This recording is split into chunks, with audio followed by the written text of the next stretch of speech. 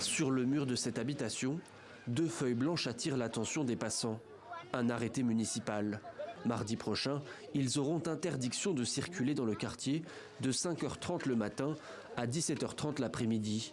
Pour de nombreux habitants, il y a peu de doute, c'est ce jour-là qu'ils seront expulsés du bidonville et leurs habitations détruites. On ne dort pas. Je vous dis la vérité, on ne mange pas, on ne dort pas. On est torturé physiquement et moralement. Je ne dis pas physiquement parce qu'on nous bat pas, mais moralement, on est torturé. Officiellement, selon le ministère de l'Intérieur, l'opération Wambushu a déjà commencé avec de nombreuses arrestations.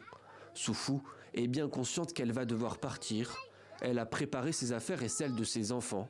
Mais le problème, c'est qu'elle ne sait toujours pas où elle sera relogée.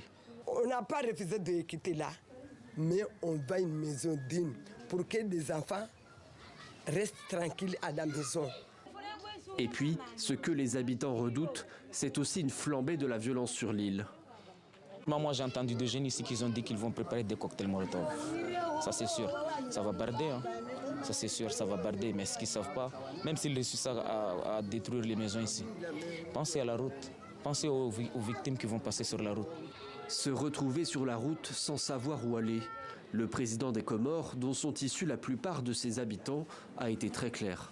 Cette opération est manifestement en contradiction avec l'esprit et la lettre de la Convention qui unit nos 2 gouvernements depuis juillet 2019. En conséquence, le gouvernement comorien n'attend pas à accueillir des expulsés de Mayotte. Mais tous les habitants ne sont pas expulsables aux yeux de la loi. Pour cela, une solution de relogement doit leur être proposée, assure la préfecture.